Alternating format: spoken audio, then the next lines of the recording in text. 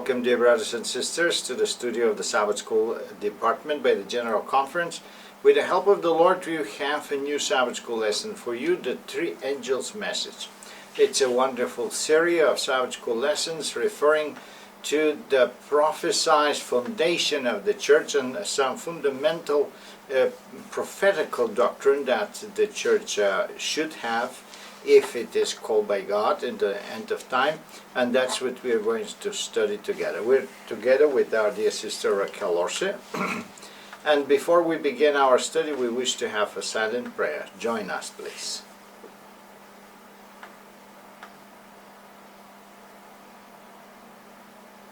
Amen.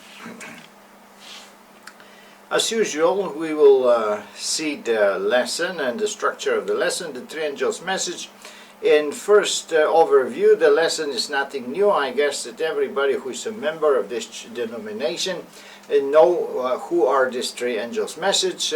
However, it's very important that we go through this time and see some very important point of view related to the prophecy. The beginning message for mankind is the introduction part of the lesson, and we will see why this Three Angels Messages are so important and why they are part of our fundamental beliefs, and we're going to study that as an introduction. Then the next undertitle is a great work that needs to be done. Actually, it's not just a message, a warning message to the world, but it is a mission, and why this mission is so important for the church and for the world we're going to see here in the central part of the lesson. Then we have the other undertitle, attempts to oppose the work. It is obviously the reaction of the enemy against everybody that's tried to bring that important message to the world, and if that's happened to us, how we're supposed to react. All this is part of this Sabbath School lesson. Let's see now the details in every single question, and we can discuss them with the help of the Lord and see some portions that need to be underlined because they are so important, not only for us as teachers and pastors, but also to all humanity to know this important warning message and how we're supposed also to communicate that to them.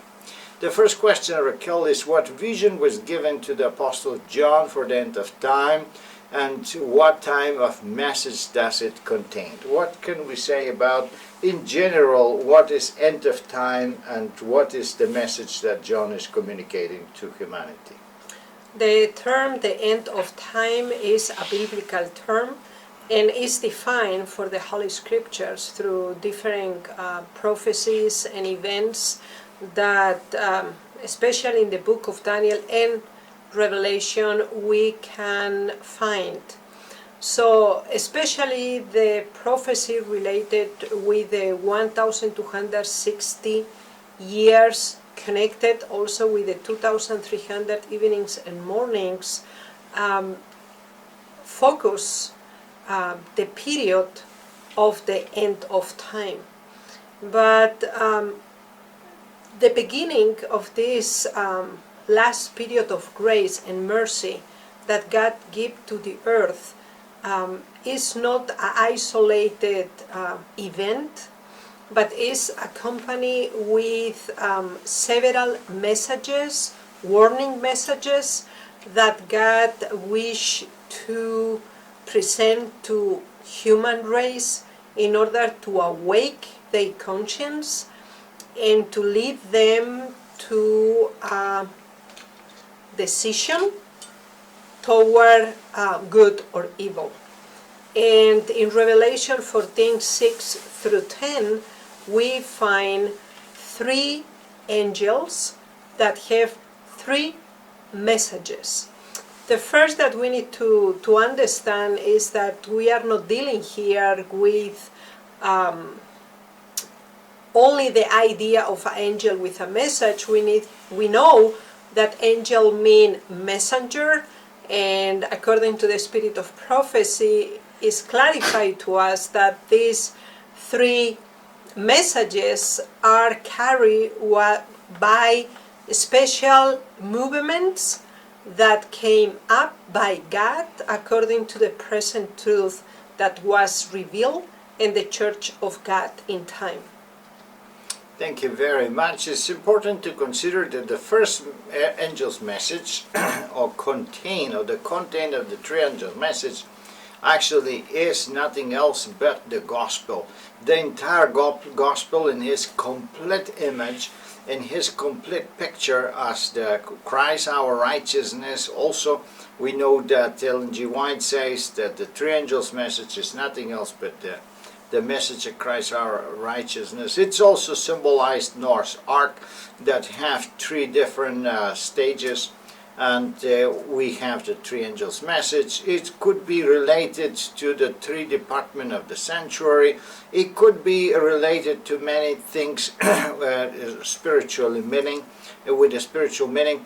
But what is important for us is the three angels message have a dual application. One is the historical applications related to the historical events and a certain time of giving the messages, and the other is the personal application or the spiritual application, which is obviously eternally important and is good for everybody who reads these messages because they have their spiritual content.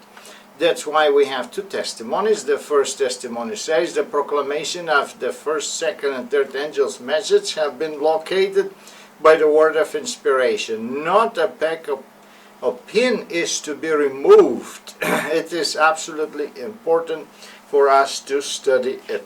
I would like to present that here.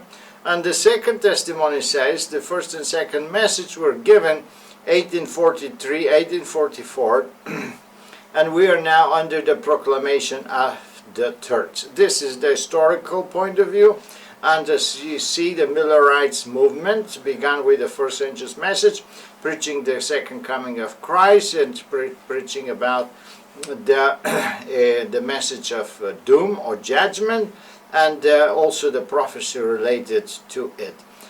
However, we know the second message and the third angel's message, they have to do with the fallen is Babylon, and what that means we are going to see actually a little furthermore in the lesson. The second question says, why do the three angels' message need to be given, and who is commissioned to preach the everlasting gospel contained in these messages? What can we say? Why is this so important, and why God have called actually an entire movement to preach that particular message? If we consider the three main thoughts in every single message, we see how important it is. The first one has to do with the judgment and focus the present truth in the sanctuary. The second one speaks about the falling of Protestantism and the addition of this worldwide religion to the Catholicism, together with the lifting up of the truth about the sanctuary, the Ten Commandments, and further on also health reform, organization, and more clear explanation about prophetical events in the near future. And the third message presents us the world powers politically and also religious, and also precede the announcement of the end of the time of grace. And in this context, we see how important these three angel messages are. Not only because of the content, but also because of the limitation of time and the last opportunity of grace, repentance, and mercy that God have bestowed upon humanity. Thank you very much, Raquel. Actually, it's very important when we see the Bible verses, the Psalm 14:2 speaks about a revelation and speaks about awakening, and God is seeking who is thinking about Him, who is expecting His coming. And unfortunately, not many were expecting the first coming of Christ, and we see that not many are expecting the second coming of Christ. So the Adventist message have a very important duty to awake the people and to remind them that the end will come, judgment will come, and Christ will come. The second Bible verse speaks about the character of Christ. Unfortunately, the Christian churches began to preach a Christ that does not really represent the Bible, or it's not even close to the reality, to the real character of Christ. From one side, Catholicism began to preach a God that is very bloodthirsty and torture-thirsty, and the Inquisition have tortured and killed so many people in the Middle Age that people were actually scared even thinking about the presence of God. And the contrary, Protestantism began to preach about Christ that does not care about sins, and no matter what you do, you will be safe anyway. And that's another extreme that the Bible does not speak about. Now, God wanted a new, well-centered Christian message that represent the character of Christ. And not only that, but the third Bible verse in Psalm 51:13 says that God refers or give His message because He expects a true conversion to take place. And what is that true conversion? Obviously, we can see that in the Bible, and it's related to the Ten Commandments and to the obedience to Christ. But let's see how things go forwards, and with what kind of great work is actually the proclamation of the third angel's message, and why is that so important? The question 3. What can we say about that, Raquel? These 3 messages are very specific, and they are in a very limited time frame. And according to Matthew 24:12 through 14, we find that several elements allow us to understand the seriousness of this message. The first is that iniquity shall abound. This is a prophetical statement of Jesus, and explain to us that the evil doing and thinking will be constant attitude and habit in human race.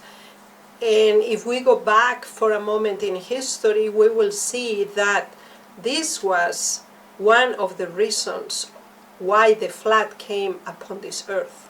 And we know that also this earth will be destroyed again, but now through fire, because of the abandon of iniquity. But in contrast to this, also the faith, the love, the truth become cold. So a minority of people upon this earth will be deciding about what is right, but the majority will take a stand against what is good.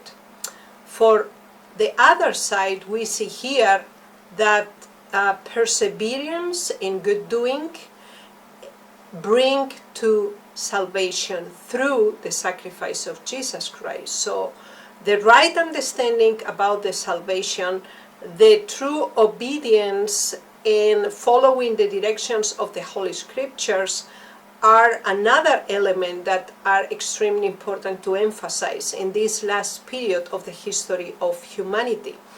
But that is not only a theoretical or idealistic concept, but the Lord appealed to our conscience to preach to all the world as a witness for this salvation, for this shortness of time, for these messages that try to bring awareness and consciousness about the end of time.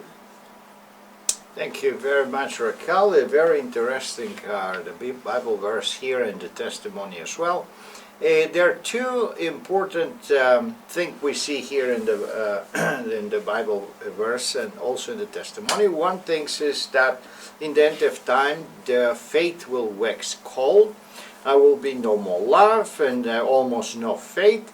And we see that this is something that takes place today, especially in the rich countries like Canada, north part of the United States, Europe, and even in Africa, the countries that have better economical prosperity, we can see that the Christianity is it's disappearing, or the interest to the gospel is no longer so big as it was before.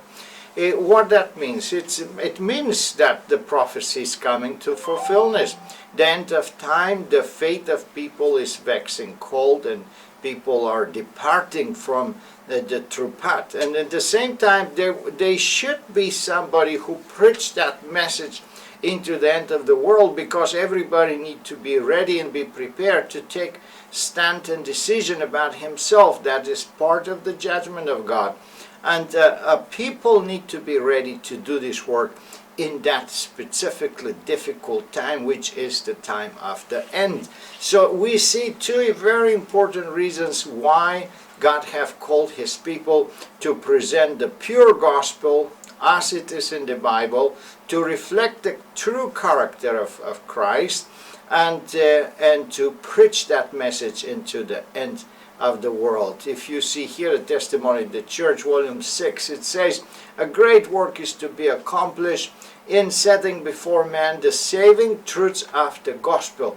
This is the means ordained by God to stem the tide of moral corruption. More corruption takes place in the world, stronger should be the message given. And this is so important. We're going to see in the next question a continuation of this important subject. What is therefore the most solemn, urgent responsibility of God's people? It's not just a desire, but it's a responsibility. Why is that responsibility, Raquel? What can we understand where the text is in the Bible? Partially we have mentioned in question number 3 about witnesses. So the responsibility, first of all, have to do with knowledge. The present truth for the last time is summarized in the third angel message. We find there the law of God, the doctrine about the sanctuary, the importance of keeping healthy mind and body. At the same time, the clarification about the remnant church, about the understanding of the changing and the abundance of iniquity in this world, bring to us not only the responsibility to know, but the responsibility to warn. And therefore in Isaiah is a very important description that say, cry aloud, spare not, lift up thy voice like a trumpet, and show my people thy transgression, and the house of Jacob their sins. So the purpose of the message that need to be given is a message of change, of transformation. God wished to bring salvation to every single human being on this earth. And because the time of the ignorance God have overlooked for a period of time, this don't mean that this will be forever like that. God give the responsibility to his people now for this appointed time to announce first judgment through the knowledge of the Holy Scriptures and the Ten Commandments, the right understanding about the plan of salvation, and at the same time, how important it is that every single person on this earth take a clear decision. And the responsibility to do this work is giving as a privilege, as an honor to the people of God. And we need to take this seriously. We need to be conscious about the present time where we are living in, and that our work as witnesses, as preachers, are something that we need to consider as part of our daily life. Thank you very much. So we see that in the testimony God say that God have called His church in this day, as He called ancient Israel, to stand as a light in the earth. So the church have its purpose of existence, and our church have this purpose of existence to warn the people about the corruption in the world and to invite them into the holiness of Christ and the holiness that God is preaching in the Bible and expecting from His people, to prepare the people for the end of time, and especially for the terrible difficulties they're going to face. Remember that, for example, exactly in the day when the Adventist or the time Adventism was called is when Darwin also began his sermon about the anti-creation, or a so-called scientific way of understanding of creation.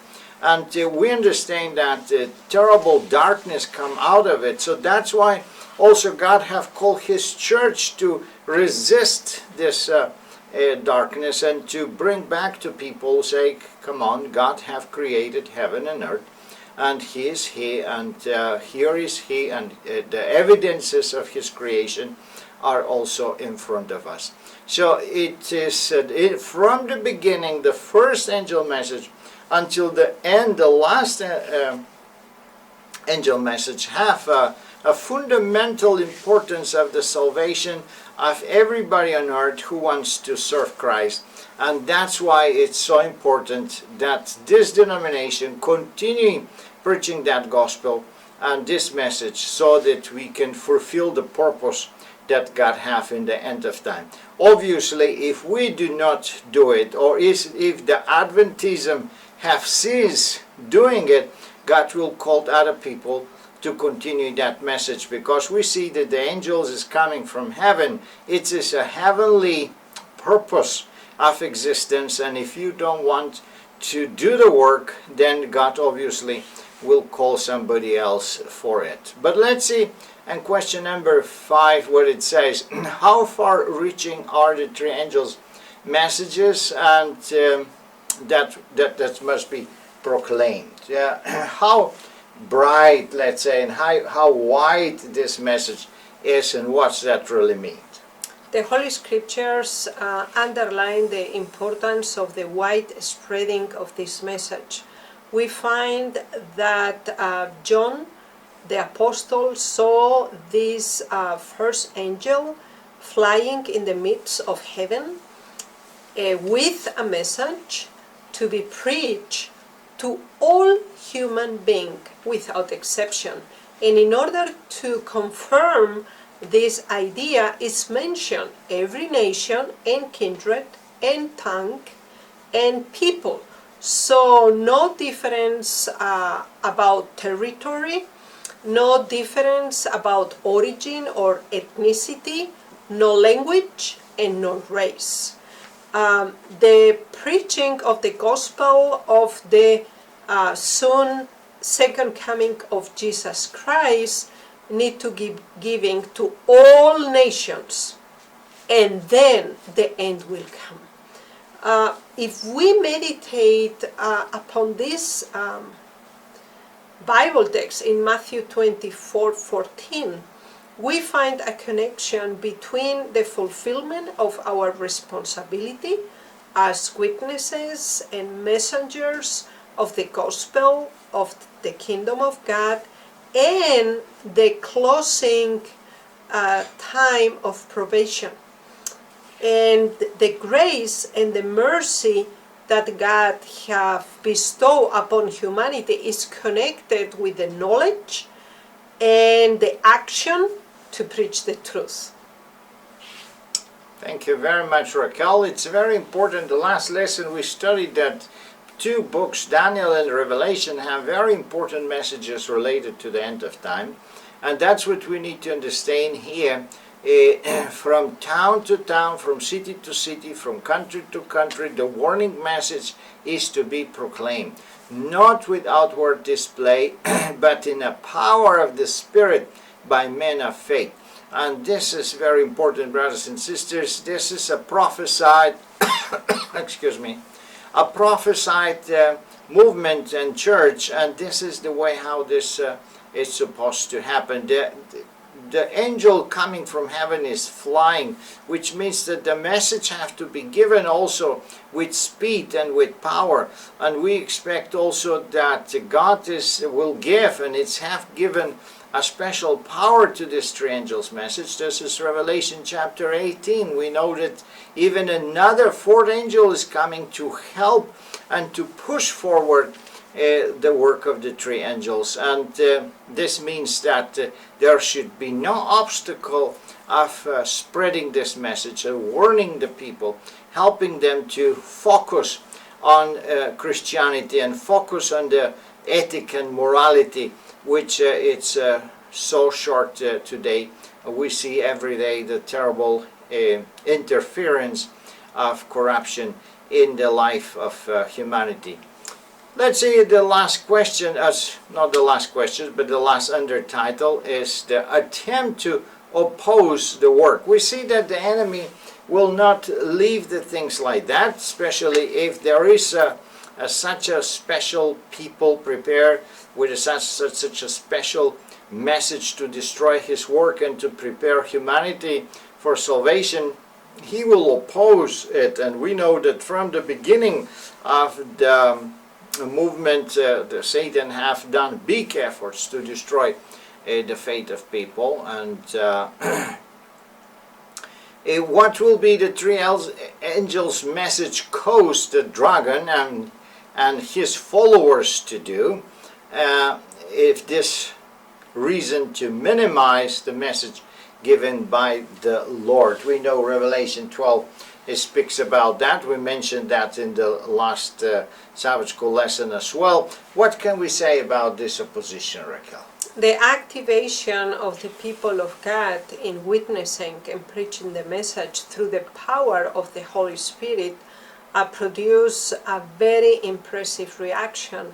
And this means persecution and prohibition and condemning the true message that now awake the conscience of human beings and bring them for a decision toward the faithfulness and the keeping of the Ten Commandments in obedience to God.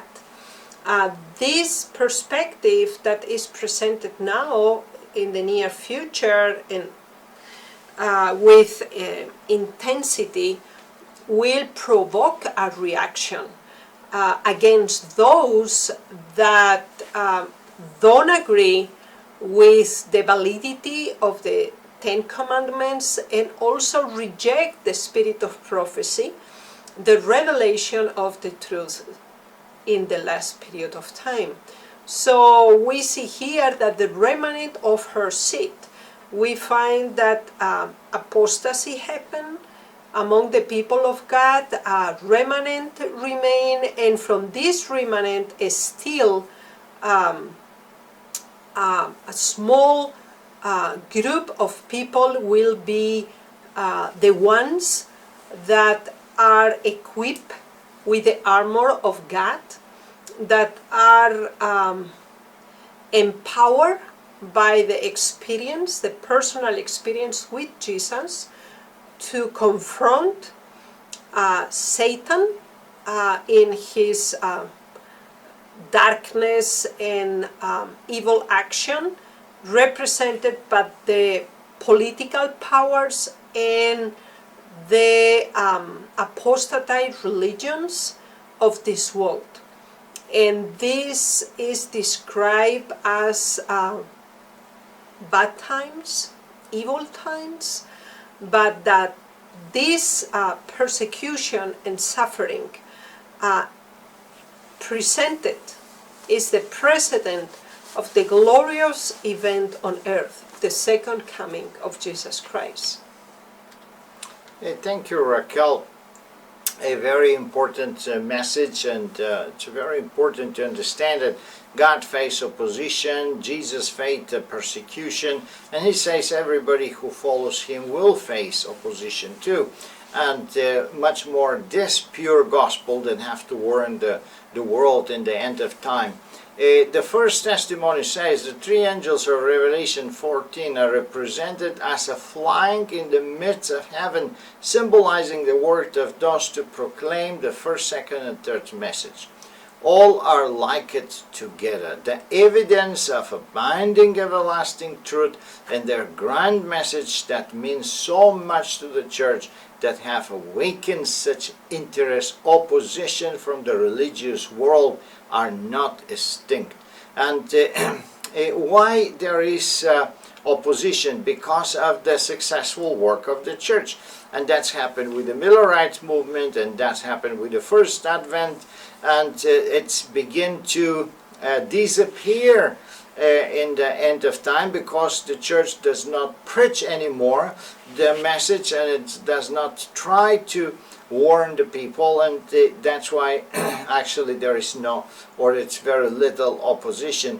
It is very important to understand that the opposition will not come if the church is asleep.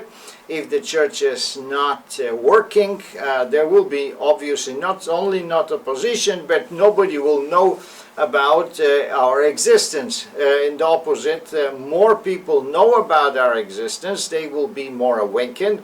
They will look for us. They will try to join the lines of that denomination, and this will awake obviously also the discontent and the opposition from other churches. But not only other churches are actually opposing the truth, or they are scared for the existence of such a beautiful truth, or competition, let's say, in the market of Christianity. But we can see something more in question number 7. Who will especially be the target of those who oppose the divine warning and message?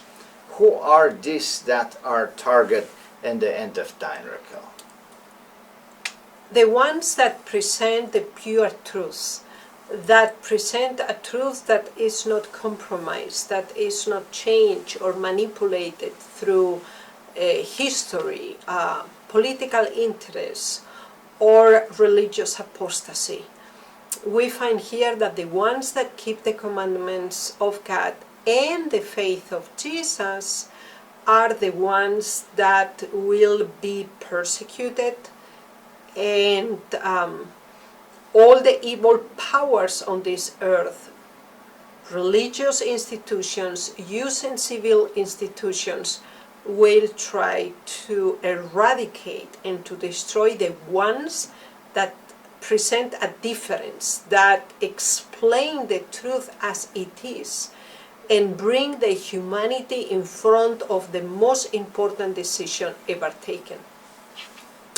Thank you. We have again the very important testimony that focus the message and what will happen prophetically, and also very systematically. Now, that's why I wish to see the first testimony here of the manuscript from Ellen G. White. God have presented to me the danger that are threatening those who have been given the sacred work of proclamation of the three angels' message. They are to remember that this message is the utmost consequence of the whole world, and perhaps that's why so many people are scared to jump in and to dedicate themselves in this proclamation, fearing the consequences and possibly disadvantages that they're going to face in the world. Maybe their businesses will not prosper so well, but perhaps that is going to happen just the opposite way, because God will interfere, and He will also set up and bless these people that are preaching the gospel. So, dear brothers and sisters, we need to have no fear of preaching the gospel and saying the truth, even if opposition will arise. We need to understand that the faithful ones will always have the defense, and will have the size of Christ in their part and their size, and this is the most marvelous things. Also, we need to understand that the end of time, the plagues are coming, and only those who are sealed actually by the seal of God and who belongs to the people of God will actually endure that terrible time. And we want to endure. We want to have the protection of the angels and the protections of God. And those who do the work of God today, they will be ready to face also the test tomorrow. So, dear brothers and sisters, don't be afraid to join the lines of the people of God and to proclaim this very important angel's message. May the Lord bless you and keep you, and with the help of the Lord, we can see each other the next week. Amen.